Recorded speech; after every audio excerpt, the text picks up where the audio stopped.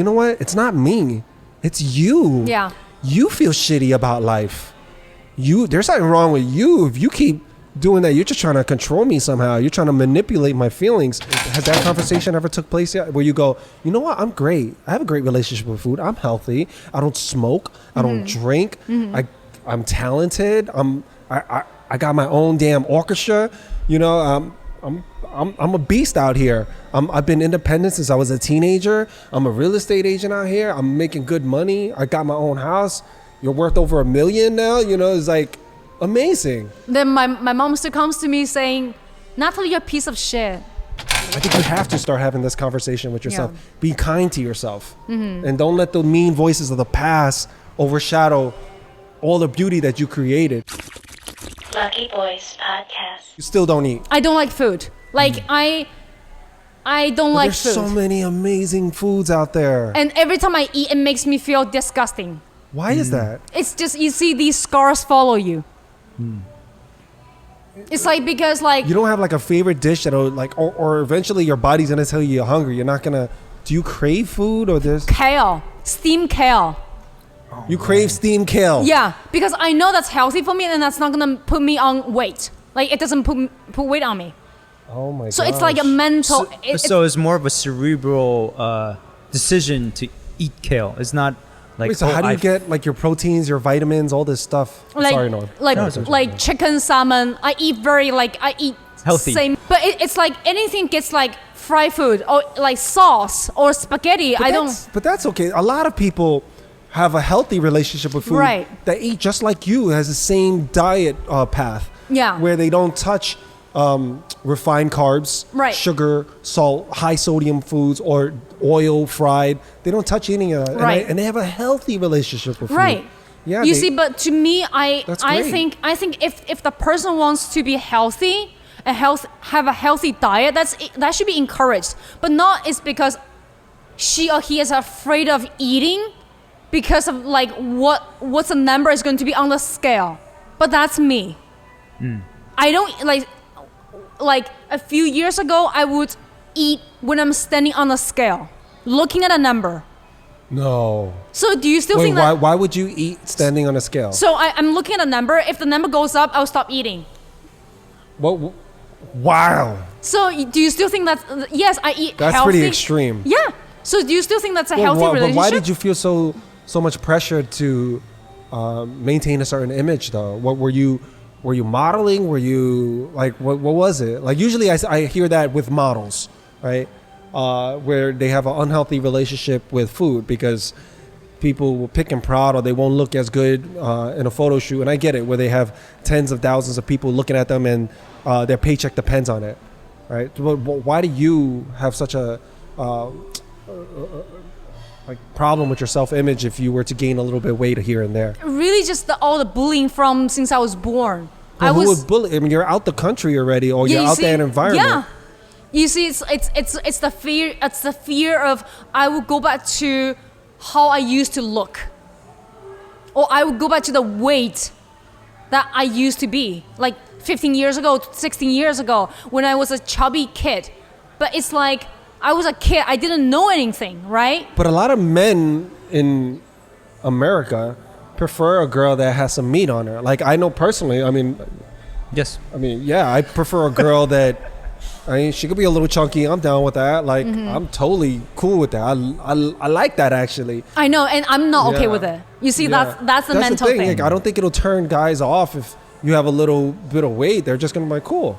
And I just feel like, to me, I'm not even doing these things for guys. I'm doing it for myself. Right. It's not okay for me anymore. I see. Does that make sense? Yeah. So if you're that self-critical of yourself, do you look at others that way too? Like, oh, you're too fat, or you're absolutely no. Okay. Like because what I've been through, because of people used to criticize me every day. So imagine if you're just a 5-year-old, 6-year-old, and your teacher comes to you and say, "Why are you so fucking fat?" A 5 or 6-year-old? Yeah, in a kindergarten. The teacher would say that? Yeah, and if you look at my kindergarten picture, I was the chubbiest kid. Everyone That's crazy was cute. I love chubby kids. You see, I wasn't. No one told me I was cute. Everyone said I looked disgusting. Everyone said, your parents shouldn't even give birth to you. Look at your face. Look at your body. This is strangers or teachers? saying Teachers, this? strangers, like Wow. anyone, Jesus. neighbors. A lot of us do carry some things into our older age, but at a certain point, like we can start demystifying some of what was really mean and not true from these bullies, and begin to live our lives true to ourselves, and go, I'm fucking dope. And has that conversation ever took place yet? Where you go, you know what? I'm great. I have a great relationship with food. I'm healthy. I don't smoke. I don't drink. I'm talented. I got my own damn orchestra. I'm a beast out here. I've been independent since I was a teenager. I'm a real estate agent out here. I'm making good money. I got my own house. You're worth over $1 million now. It's like amazing. Then my mom still comes to me saying, Nathalie, you're a piece of shit.